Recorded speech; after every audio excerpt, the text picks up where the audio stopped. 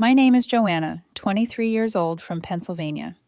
After an exhausting week at work, I dragged myself home only to find Ethan sprawled on the couch, surrounded by empty chip bags and soda cans.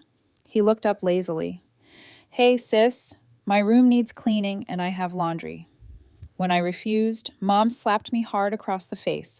"Worthless girl," she hissed. Dad appeared in the doorway, leather belt in hand. I froze in terror. If you're watching this, please let me know where you're from in the comments. Hit that like button and subscribe to follow my journey from family servant to finding my freedom. I grew up in what looked like a traditional American family from the outside. Dad Harold worked as a sales manager at a local car dealership, bringing home the primary income. Mom Margaret was a stay-at-home mother who took pride in keeping our suburban house spotless and preparing home-cooked meals every night. Until I was 4 years old, life seemed normal, even happy. There are faded photographs of me as a toddler, being pushed on swings by smiling parents opening Christmas presents with genuine joy on their faces. Everything changed when Ethan was born. Not immediately, but gradually, like a slow leak that eventually drains all the air from a tire. Mom shifted her focus entirely to her precious son, the boy she had always wanted. At first, the changes were subtle. Mom spent less time reading me bedtime stories. Dad stopped taking me to the park on weekends. They were busy with the baby, I told myself. That was normal. By the time I was 7 and Ethan was 3, the differences in how we were treated became impossible to ignore. I was expected to keep my room clean, help set the table, and put away my toys. Reasonable chores for a child, perhaps. But Ethan, he could leave his toys scattered across the living room floor, and Mom would clean up after him with a smile. "He's just a little boy," she'd say. Though I had been expected to do the same at his age. As we grew older, the gap in expectations widened. By 10, I was responsible for washing dishes, helping with laundry, and vacuuming the house. Ethan, meanwhile, was free to play video games and hang out with friends. When I asked why he didn't have to help, Mom would look at me like I had suggested something ridiculous. "Boys need their playtime," she'd explain. "Besides, you need to learn these skills for when you have your own family someday." The different treatment extended beyond chores.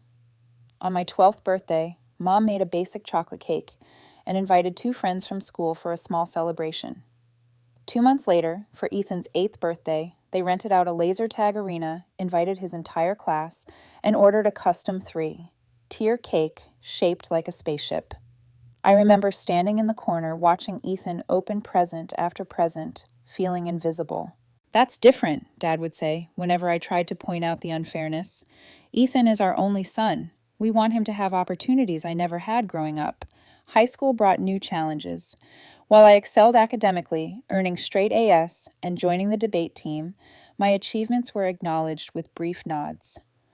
When Ethan made the junior varsity basketball team as a freshman, my parents attended every game, cheering loudly from the stands. They framed his team photo and displayed it prominently in the living room. My debate team trophy sat gathering dust in my bedroom. College was the next battleground. Despite my excellent grades and SAT scores, my parents made it clear that they had limited funds for my education. "We need to save for Ethan's college," Dad explained.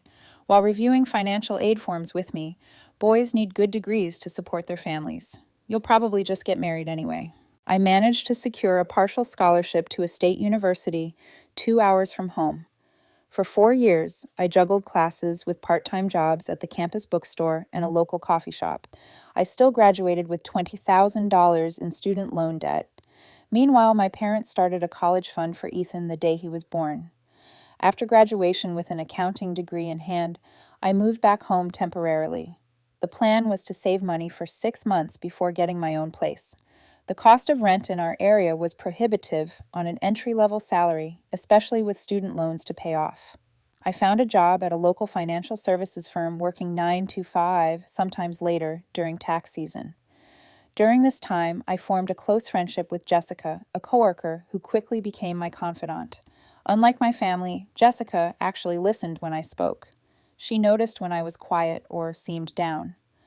Over lunch breaks, I found myself opening up to her about my family dynamic. "That's not normal, Joanna," she said. One day after I mentioned casually that I had stayed up until midnight doing Ethan's laundry because he had a basketball game the next day. "You're his sister, not his personal maid." "It's just how our family works," I replied, though Jessica's words planted a seed of doubt. Things took a turn for the worse when Ethan dropped out of college during his sophomore year. He had been attending a private university on a full ride from our parents, living in a nice off-campus apartment they paid for. He claimed college wasn't for him and that he needed time to find his path. My parents welcomed him home with open arms, assuring him he could stay as long as he needed while figuring things out. "Everyone's journey is different," Mom said soothingly as she prepared his favorite meal to celebrate his return. I couldn't help wondering if they would have been so understanding if I had been the one to drop out. 6 months had passed since I moved back home, and with Ethan's return, the prospect of saving enough to move out seemed increasingly distant. The dynamics in our house were about to get much worse. With Ethan back home, our household quickly adjusted to accommodate his presence. Actually, adjusted isn't the right word. The entire family revolving around him like planets around the sun would be more accurate. Mom transformed into his personal chef, housekeeper, and cheerleader, all rolled into one. Dad became his ATM and chauffeur, never questioning when Ethan needed money for networking events, which were actually just parties or rides to meet friends when he was too lazy to drive himself. The division of labor in our house became crystal clear. Mom cooked and cleaned. Dad paid the bills. Ethan existed. And I picked up all the slack, becoming the backup housekeeper, cook, and errand runner whenever Mom was too busy catering to Ethan's needs. Every morning, I woke up at 5:30 to get ready for work, make my lunch, and help with breakfast. Ethan rarely emerged from his room before noon, but Mom insisted on having fresh coffee and breakfast foods ready for him whenever he wakes up. This meant I often had to prepare extra bacon, pancake batter, or whatever else Mom planned to serve him before heading to my full-time job. After working 8 to an hours, I'd returned home to find Ethan lounging on the couch, surrounded by dishes and snack wrappers. The living room looked like a convenience store had exploded. Empty bags of chips, half-eaten sandwiches, soda cans, and video game controllers littered every surface. "How was your day, honey?" Mom would ask. I walked in. But before I could answer, she'd continue. "Could you help clean up a bit? I've been so busy with the laundry." Ethan had basketball practice with his old high school friends and needed his special jersey washed. Meanwhile, Ethan wouldn't even look up from his phone to acknowledge my existence. The few times he did speak to me directly, it was to make demands. "Joanna, can you grab me another soda while you're up? Hey, I need my blue button-down shirt for tomorrow. Can you iron it? Mom said you're making dinner tonight. Make sure there's no onions. You know, I hate onions." The request gradually escalated from occasional favors to expected services. By the second month of his return, Ethan was treating me like his personal assistant. He expected me to track his schedule, remind him of appointments, and even call in sick for him when he had agreed to help a friend move, but decided he'd rather play video games instead. One particularly frustrating evening, I found a pile of dirty clothes outside my bedroom door with a sticky note that read, "Need these by tomorrow morning. Thanks, sis." When I confronted Ethan about it, he looked genuinely confused. "What's the big deal? Mom's busy with other stuff, and you know how to work the washing machine." "So do you," I replied. "You're 19, not 9. He laughed and turned back to his video game. "Yeah, but that's girl stuff." I tried talking to my parents about the unfair distribution of responsibilities. One Sunday afternoon, while Dad was watching football and Mom was preparing Ethan's favorite pot roast, I carefully brought up the subject. "I'm working full-time and still doing more housework than Ethan, who's home all day," I explained, trying to keep my tone neutral. "Don't you think he should be contributing more?" Dad didn't take his eyes off the television. "Your brother is going through a transition period. He needs support, not criticism." Mom's response was even more dismissive. "Joanna, don't be ungrateful. We put a roof over your head, food on your plate. The least you can do is help out around here instead of complaining." Their reactions made me realize they didn't see a problem with the arrangement. In their minds, this was simply how things should be. Daughters serve, sons are served. After that failed conversation, I vented to Jessica during our lunch break the next day. We sat at our usual corner table in the small cafe across from our office building. My salad untouched as I recounted the latest developments. "You need to move out," Jessica said bluntly, stabbing at her pasta. This isn't healthy, Joanna. They're taking advantage of you. I know, I sighed, but rent is so expensive and I'm still paying off student loans. I've only saved about a quarter of what I need for a security deposit, plus first and last month's rent. Jessica leaned forward. What if we became roommates? My lease is up in 3 months. We could look for a 2-bedroom, split the costs. The idea planted a seed of hope, but I knew it would take time to make it happen. In the meantime, I had to survive my current situation. Work offered no respite from stress. Our department head, Diana, was notorious for her exacting standards and last-minute requests. The week after my conversation with Jessica, Diana assigned me an urgent project with an impossible deadline. For 3 days straight, I stayed at the office until 8 p.m., frantically analyzing financial data and preparing reports. When I finally got home on the third night, exhausted and dreaming of a hot shower in bed, I found the house in chaos. Ethan had invited his basketball friends over for an impromptu party. Empty pizza boxes, beer cans, and chips covered every surface in the living room and kitchen. Music blasted from speakers, and several young men I didn't recognize were playing video games and shouting at the television. Ethan spotted me from across the room and waved lazily. "Hey, sis, great timing. We're out of dip and these guys are staying for another couple of hours." I stood in the doorway, my work bag still slung over my shoulder, staring at the mess in disbelief. "Where are Mom and Dad?" "They went to Aunt Linda's for dinner. Said they'd be back late." He tossed me his wallet. "There's $20 in there. The store on the corner should still be open." Something inside me snapped, but I was too tired for a confrontation. I dropped his wallet on the counter, walked to my room, and locked the door behind me. The next morning, I left for work before anyone else woke up, leaving the disaster zone untouched. I later learned that Mom spent her entire morning cleaning up, never once asking Ethan to help. When I returned that evening, the house was spotless, and no one mentioned the party. This was my life now, invisible when they didn't need me, indispensable when they did, and the worst was yet to come. It was a Friday night, nearly 3 months since Ethan had returned home. I had stayed late at work helping Diana prepare for an important client meeting on Monday. By the time I left the office, it was 9, and all I wanted was to crawl into bed and sleep for 12 hours straight. When I pulled into our driveway, I noticed several unfamiliar cars parked along the curb. The house glowed with light, and I could hear music and laughter from the sidewalk. With a sinking feeling, I realized Ethan was hosting another party. I briefly considered turning around and getting a hotel room for the night, but my bank account couldn't handle the expense. Taking a deep breath, I pushed open the front door and stepped into chaos. The living room had been transformed into a makeshift dance floor. Our coffee table was pushed against the wall, covered with half-empty pizza boxes and red plastic cups. At least 15 people filled the space, most of them Ethan's former basketball teammates and their girlfriends. The kitchen was equally crowded, with a group of guys mixing drinks and laughing loudly. I maneuvered through the crowd, dodging elbows and avoiding spilled drinks, searching for a path to my bedroom. Halfway there, Ethan spotted me and called out over the music, "Joanna, perfect timing." He disentangled himself from a conversation and made his way toward me, cup in hand. His eyes were slightly glazed, his movements loose. "The guys are hungry. Can you whip up some of those nachos you made last week? The ones with the jalapenos and stuff?"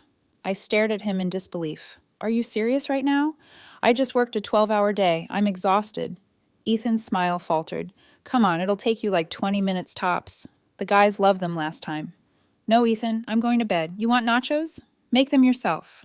I pushed past him, continuing toward my room. His voice hardened. "What's your problem? It's not like you have plans or anything." I spun around, fatigue giving way to anger. "My problem is that I'm not your personal chef or maid.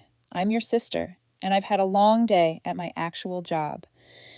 You know, the thing you should be looking for instead of throwing parties every weekend." Several of Ethan's friends had stopped talking to watch our exchange. The embarrassment of being called out in front of them darkened Ethan's face. Whatever he muttered, turning away. "Forget," I asked. I thought that was the end of it, and continued to my room. I managed to get about 2 hours of sleep before a loud pounding on my door jerked me awake. I fumbled for my phone. It was just past midnight. "Joanna, open this door right now."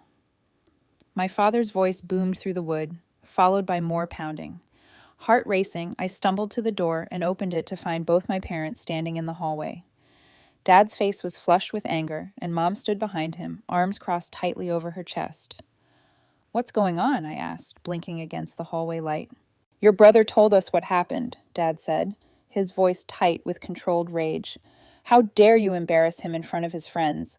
I struggled to clear the fog of sleep from my brain. What are you talking about? Mom stepped forward. He asked you for a simple favor to make something for his guests, and you refused. Then you insulted him in front of everyone. The absurdity of the situation hit me. Are you serious? I worked overtime today. I came home exhausted to find the house turned into a nightclub, and I'm the problem because I wouldn't cook for his impromptu party. This is his home too, Dad said. And in this family, we support each other. Support? I laughed incredulously. Is that what you call this? When was the last time Ethan supported me? When was the last time either of you asked about my job or my day or anything about my life? Don't take that tone with us, Mom snapped. We've given you everything. A roof over your head. Food support during college. Support during college?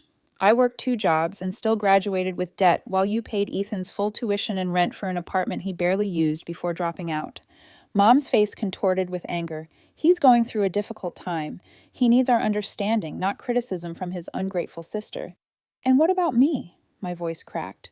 What about what I need? Mom stepped closer, her voice dropping to a venomous whisper. He's the king in this house. You should be cleaning his toilet and grateful for the privilege. Know your place, Joanna. The words hit me like a physical blow. I took a step back, tears welling in my eyes. Dad pointed his finger at my face. Tomorrow you will apologize to your brother and make it up to him. This disrespect stops now. And if I don't, the question slipped out before I could stop it. Dad's expression darkened. Then you can find somewhere else to live. We won't tolerate this behavior under our roof. They turned and left, slamming my door behind them. I sank onto my bed, wrapping my arms around myself as silent tears streamed down my face. In that moment, I felt completely alone, betrayed by the very people who should have loved and protected me. Through the wall, I could still hear the bass from Ethan's music, the laughter of his friends, the sounds of a party continuing without a care. I curled into a ball on my bed, pulled the covers over my head, and tried to muffle the sounds of my sobs with my pillow. That night, something fundamental broke inside me. The thin thread of hope that my parents might someday see me as equal to my brother, that they might value my contributions and respect my boundaries, snapped completely. I felt hollow, carved out by years of unequal treatment, and culminating in this final betrayal. As dawn broke, I made a silent promise to myself. I would never again be anyone's servant, not even family, especially not family. Saturday morning arrived with pale sunlight filtering through my bedroom curtains. Despite the early hour, I'd barely slept, my mind racing with the confrontation from the night before. Mom's words echoed in my head. He's the king in this house. You should be cleaning his toilet. I lay in bed, listening to the sounds of the house waking up, the coffee maker gurgling in the kitchen, the shower running in the bathroom, my parents' muffled voices from downstairs. Normally, I would have been up already helping Mom prepare breakfast, especially on weekends when she made her special French toast that Ethan loved. Not today. Today, I stayed in bed staring at the ceiling, mentally cataloging my options. I had about $3,000 saved, not nearly enough for a security deposit and first month's rent in our area. Jessica's offer to be roommates wouldn't materialize for another 2 months when her lease ended. I had nowhere to go immediately. Around 9:30, footsteps thundered up the stairs, followed by pounding on my door. Joanna Ethan's voice. Where's breakfast? Mom says you're supposed to be cooking today. I didn't answer. More pounding. I know you're in there. I'm hungry. Silence from my end. Fine, be that way. Mom, Joanna won't make breakfast. I heard him stomp down the stairs, followed by raised voices from the kitchen. A few minutes later, heavier footsteps approached my door, and my father's voice boomed through. Joanna Marie, open this door right now. Reluctantly, I got up, still wearing the clothes I'd fallen asleep in, and opened the door. Dad stood there, face flushed with anger, with Mom and Ethan visible in the hallway behind him. What is wrong with you? Dad demanded. Your mother asked you to make breakfast while she deals with the mess from last night, and you're in here sulking. I'm not making breakfast, I said quietly. I'm not feeling well. Don't lie to me. Dad's voice lowered dangerously. This is about last night, isn't it? You're still being disrespectful. I worked 60 hours this week, I replied, fighting to keep my voice steady. I came home to a house full of strangers and was asked to cook for them at 10 at night. I think I'm entitled to sleep in on my day off. Dad's eyes narrowed. We had an agreement. You live here rent-free. You help around the house. Ethan lives here rent-free, too. What does he contribute? Mom stepped forward, pushing past Dad. That's enough. I will not have you disrespecting your brother like this. He's going through a difficult period. So am I. The words burst from me. I'm working full-time, paying off student loans, trying to save for my own place. And somehow I've become the family maid in the process. You ungrateful little. Mom's hand flew up, and before I could react, she slapped me hard across the face. The sound cracked through the hallway like a gunshot. I staggered back, hand rising to my stinging cheek, too shocked to speak. Mom had never hit me before. Never. Listen to me. She hissed, her face inches from mine. Either you start showing proper respect to this family, especially your brother, or you can get out. Feed your brother, or get out, worthless girl. From the corner of my eye, I saw Ethan's smirking arms crossed over his chest. He was enjoying this, watching me being put in my place. Margaret, calm down, Dad said, placing a hand on Mom's shoulder. But his eyes remained cold as he looked at me. Joanna, this behavior stops now. Go downstairs and make breakfast for your brother. Then you'll clean up the mess from last night's gathering. After that, we'll discuss your attitude adjustment. I stood frozen, my cheek, throbbing tears threatening to spill. When I didn't immediately move toward the stairs, Dad's expression darkened further. Now, Joanna number. The word came out barely above a whisper. What did you just say? Dad's voice dropped to a dangerous growl. I lifted my chin, meeting his gaze. I said, no, I'm not making breakfast. I'm not cleaning up Ethan's mess. I'm not his servant. Dad's face contorted with rage. Without warning, he unbuckled his leather belt and slid it from the loops of his jeans. You need to be taught respect, young lady. Fear shot through me like ice water. Dad hadn't used his belt on me since I was 13 when I'd missed curfew by 20 minutes. The memory of that pain flashed through my mind. Harold, Mom exclaimed. But there was no real protest in her voice, just surprise at the escalation. She needs to learn. Dad said firmly, doubling the belt in his hand. One way or another. I backed up until I hit my dresser. Dad, please. This is crazy. What's crazy is your disrespect. He raised the belt. Turn around. Panic seized me. I darted to the side, trying to get past him to the door, but he grabbed my arm with his free hand, yanking me back. The first strike of the belt caught me across the upper arm. Pain exploded along the welt, and I cried out, Stop! Please stop! I tried to shield myself with my arms as the belt came down again, catching my back this time. You will learn to respect this family, Dad shouted, landing another blow. 3 more strikes followed in quick succession. I collapsed to the floor, curling into a protective ball, sobbing. Through my tears, I saw Ethan watching from the doorway, his expression a mixture of shock and something else. Satisfaction. Was he actually pleased to see me being beaten? Finally, breathing heavily, Dad stopped.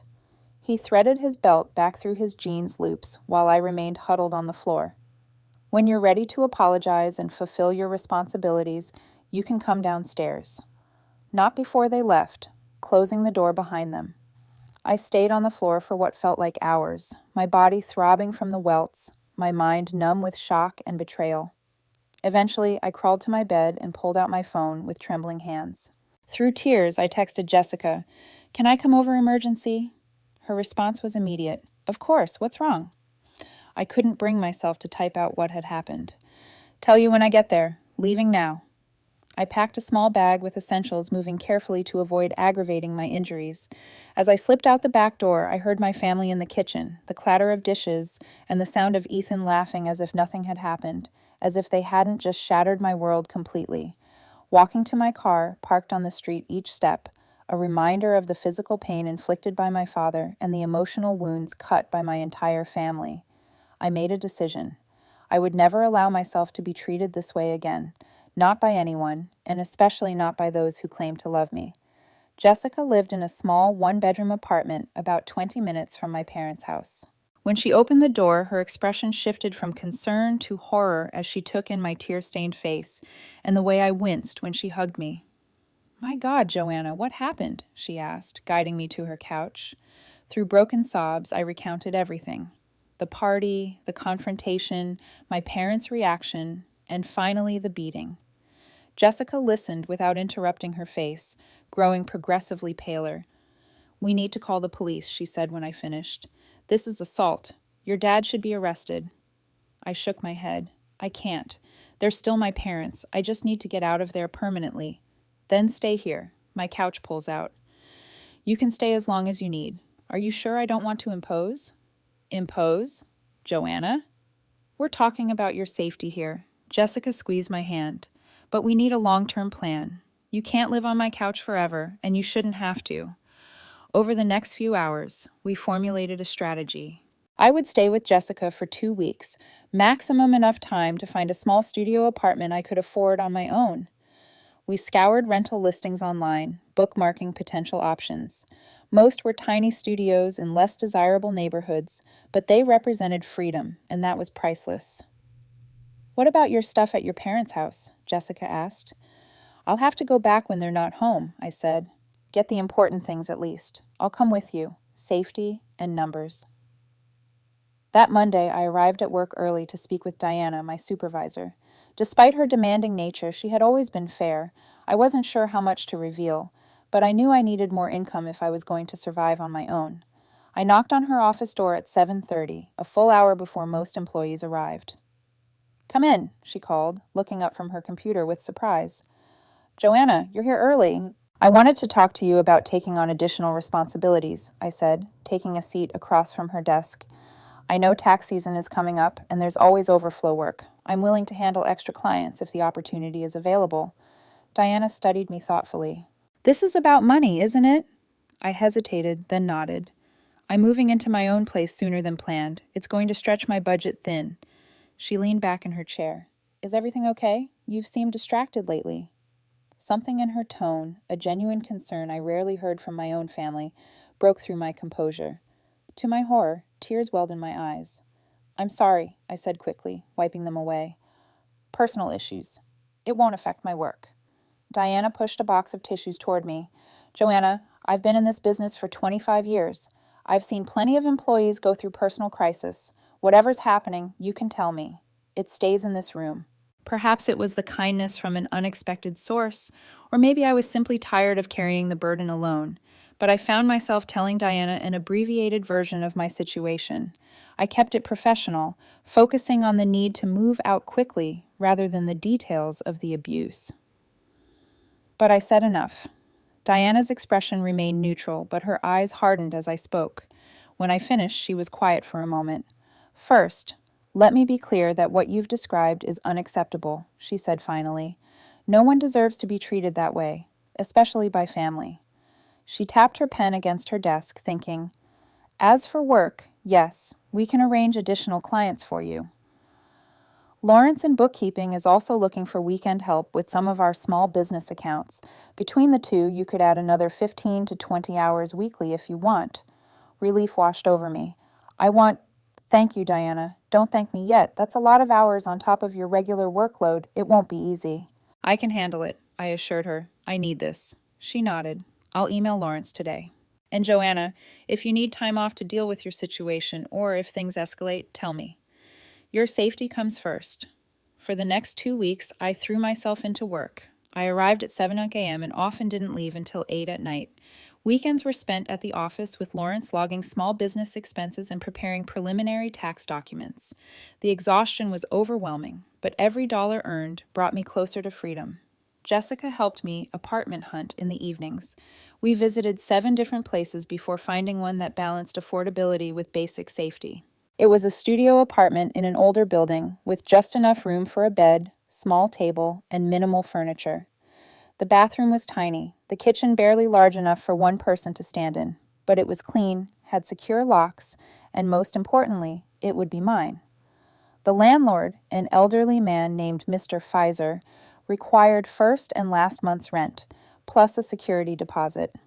I was still about $500 short, even with my savings and extra work. Jessica offered to loan me the difference. "Pay me back when you can," she insisted. "This is important." I hadn't returned to my parents' house since the incident. My phone had dozens of missed calls and texts from my mother, ranging from angry demands to tearful pleas to come home. My father left voicemails saying we needed to talk about my behavior. Ethan sent a single text. "Mom and Dad are freaking out. Just apologize and come home already." None of them asked if I was okay or where I was staying. Their concern was entirely about my return to the established order, not my well-being. During this time, I had one unexpected ally emerge. Mrs. Peterson, our next-door neighbor for the past 15 years, called me out of the blue one evening. "Joanna, it's Elaine Peterson from next door." "Mrs. Peterson, how did you get my number?" "Your mother gave it to me years ago for emergencies," she explained. "Listen, dear, I saw what happened that Saturday morning.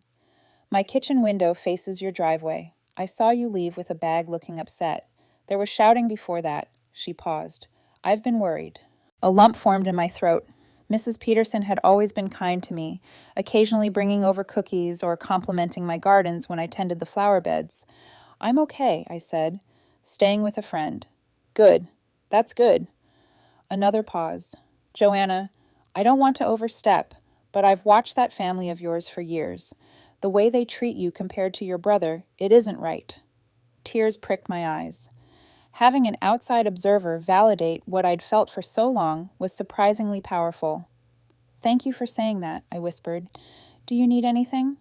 Help moving things from the house? Perhaps I could let you know when they're all gone." Her offer touched me deeply. "Actually, that would be helpful. I need to get some of my things." Mrs. Peterson became my unexpected co-conspirator. The following weekend, she texted to let me know my family had left for my aunt's birthday lunch, an event I had apparently been expected to attend. Jessica and I drove over immediately, and with Mrs. Peterson keeping watch, we quickly packed my remaining clothes, important documents, irreplaceable mementos, and a few small pieces of furniture that had been gifts from my grandmother. As we were loading the last box into Jessica's car, Mrs. Peterson approached with a small wrapped package. "A housewarming gift," she said, pressing it into my hands, "for your new beginning." Inside was a beautiful ceramic mug with the words, "She believed she could. So she did," painted in elegant script. "I've watched you grow up, Joanna." "Mrs. Peterson," said her eyes, misty.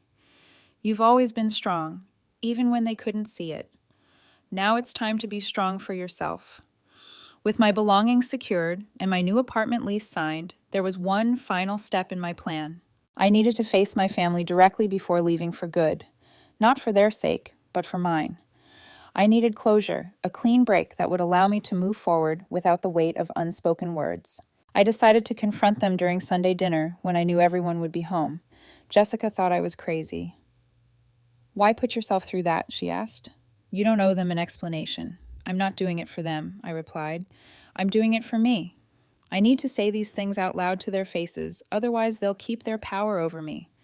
With my apartment ready and my plan in place, I steeled myself for the final confrontation that would either break me completely or set me free. Sunday arrived cold and gray with a light drizzle that matched my mood.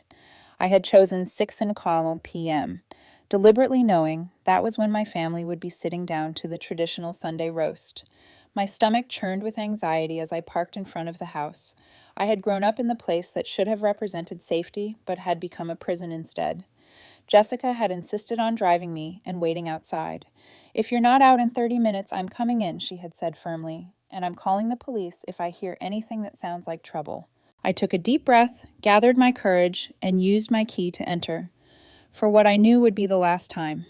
The familiar smells of pot roast and roasted potatoes filled the air, along with the murmur of voices from the dining room.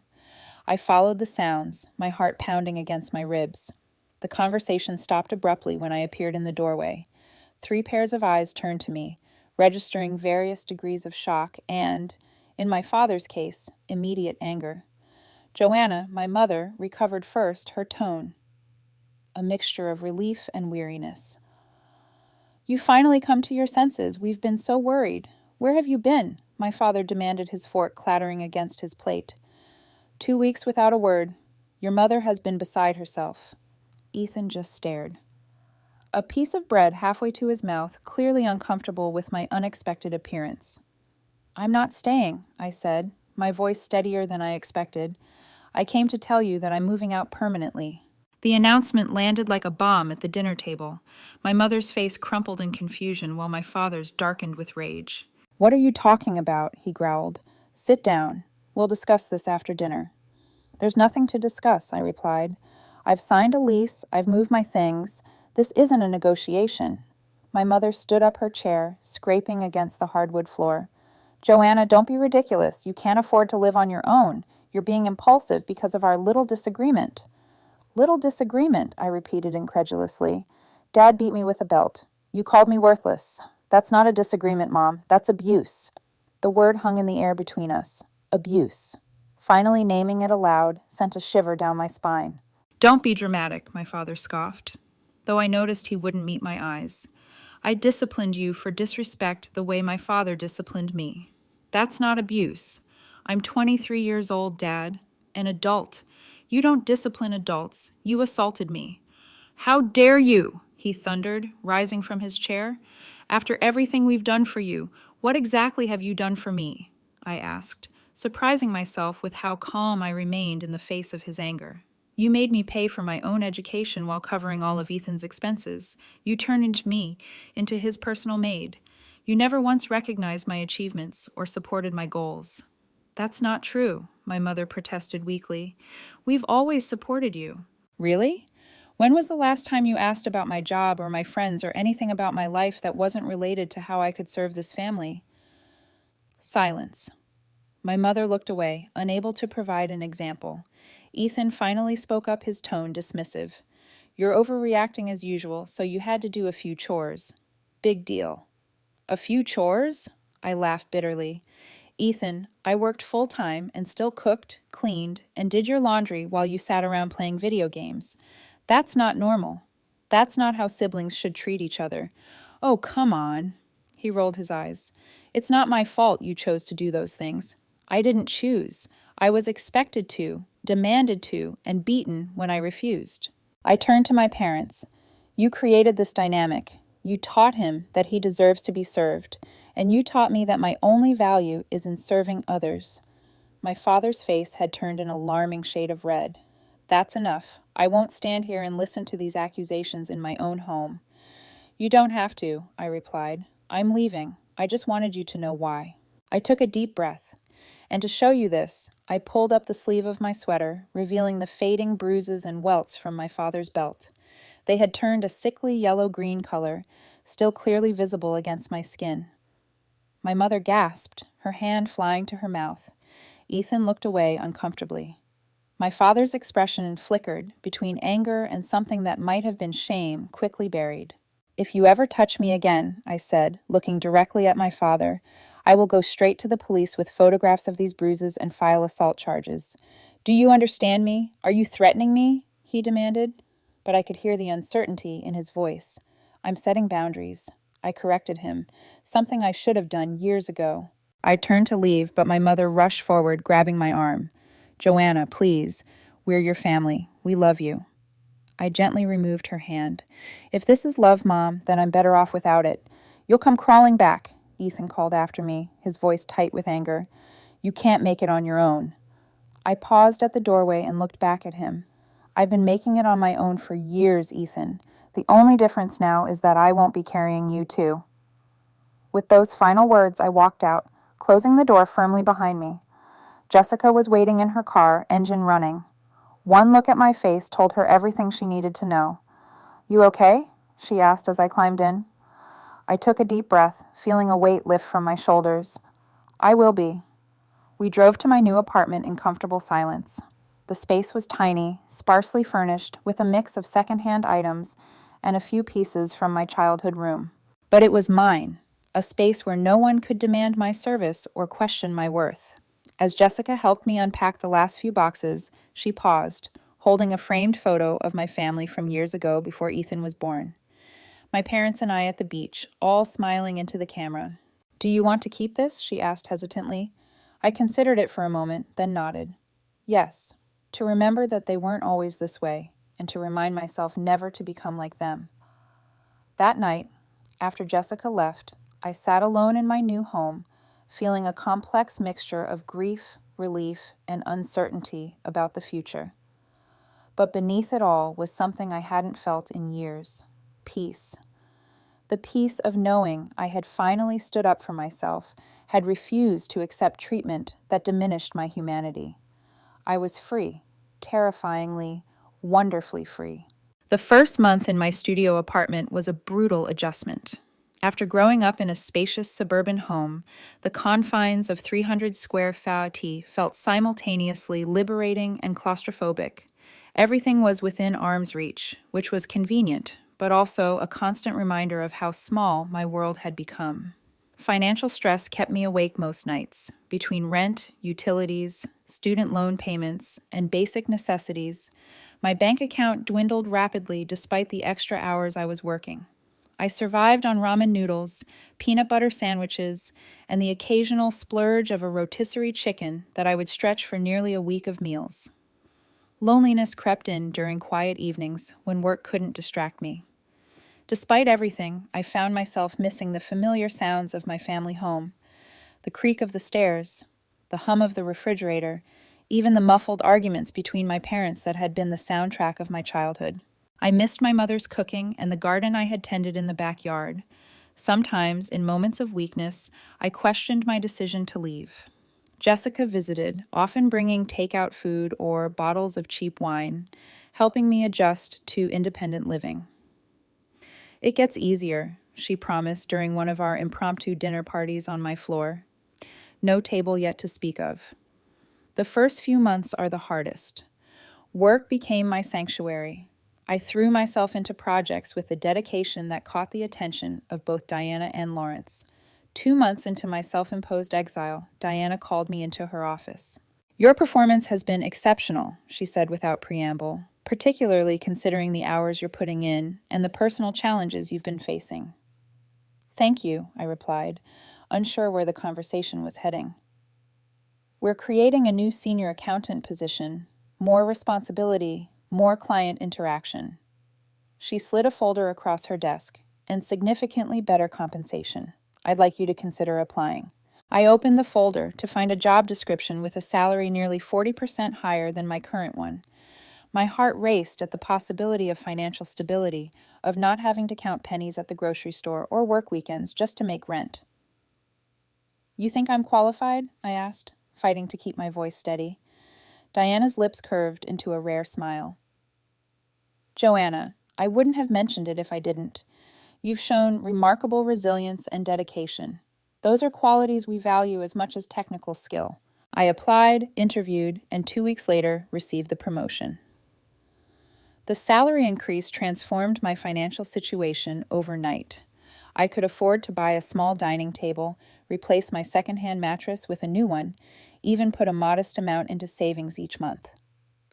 The crushing weight of financial insecurity began to lift.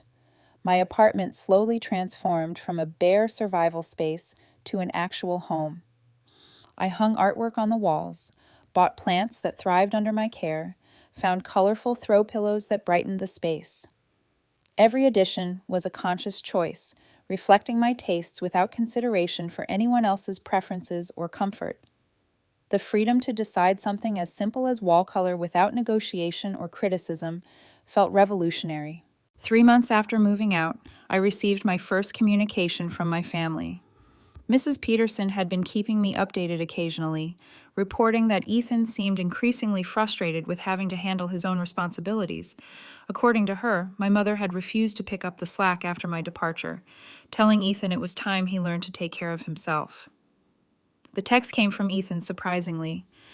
"This sucks.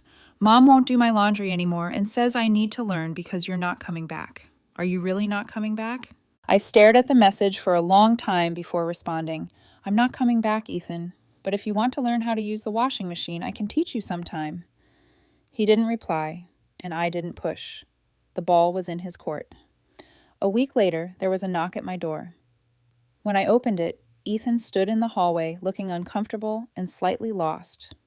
He had lost weight, and his usually perfectly styled hair was unkempt.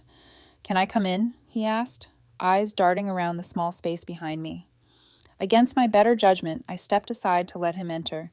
He surveyed my apartment with obvious surprise. "It's nice," he said finally. "Small, but nice." "Thanks. What are you doing here, Ethan?" He shifted from foot to foot. "Things are different at home now. Mom keeps saying I need to contribute, and Dad's on my case about finding a job." He looked up at me with the puppy dog eyes that had always worked on our parents. I thought maybe I could stay here for a while, just until they calmed down.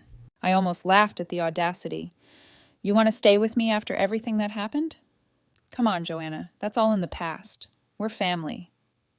"Being family doesn't give you the right to treat people badly," I said, "or to use them when it's convenient."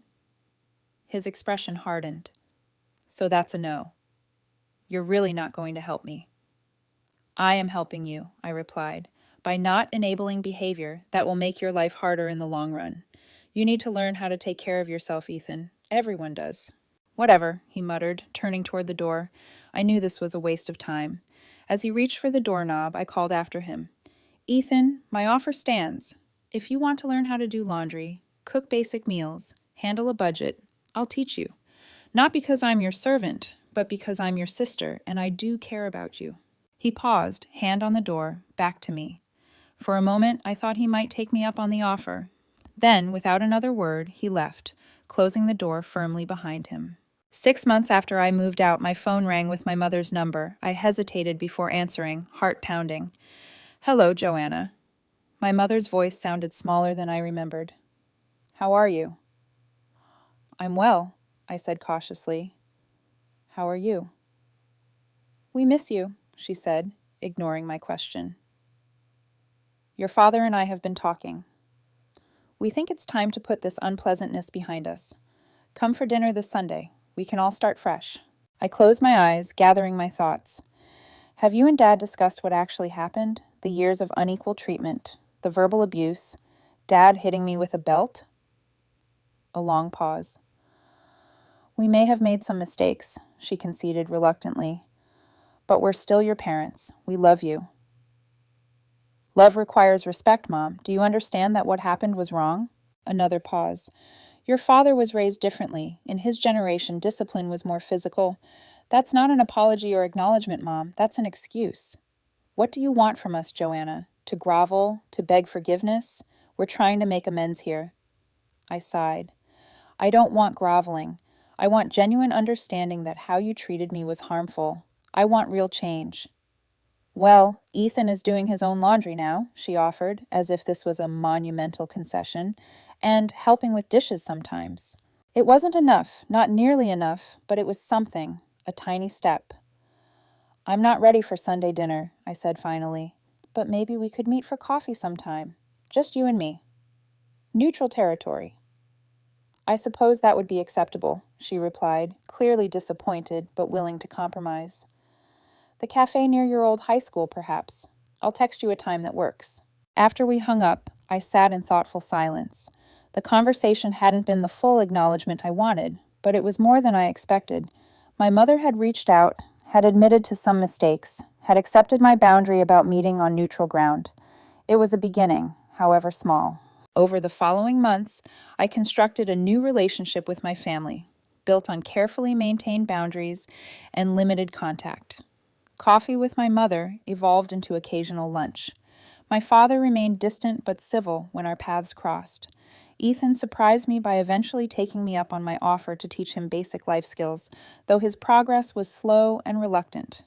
They were still my family with all the complicated history and emotional baggage that entailed, but they no longer had the power to define my worth or control my choices. I had claimed that power for myself. At work, my career continued to flourish. Diana became a mentor as well as a boss, guiding me toward opportunities I never would have pursued on my own. I made new friends, joined a hiking group, started dating occasionally. My world expanded beyond the narrow confines it had been limited to for so long. 1 year after moving out, I sat on my small balcony watching the sunset with a glass of wine. My apartment had become a true reflection of myself, a safe haven decorated with objects that brought me joy. My financial situation was stable, my social circle supportive, my future full of possibilities I was only beginning to explore. The journey hadn't been easy. There had been nights of tears and self-doubt, moments when I questioned every decision. The wounds inflicted by years of emotional manipulation and culminating in physical abuse didn't heal overnight. Some days they still ached, but I had learned lessons that transformed my life. I learned that love should never require diminishing yourself, that setting boundaries isn't selfish but necessary. That being family doesn't give anyone the right to treat you as less than human. And most importantly, that my value isn't determined by how well I serve others, but by how authentically I live my own life. If you're watching this and something in my story resonates with your own experience, please know you're not alone. Family dynamics can be complicated and painful, but you deserve respect and safety. Have you ever had to set difficult boundaries with family members? Share your experience in the comments below. And if this story helped you in any way, please like, subscribe, and share it with someone who might need to hear it. Thank you for listening to my journey. And remember, sometimes the family we choose is more important than the family we're born into.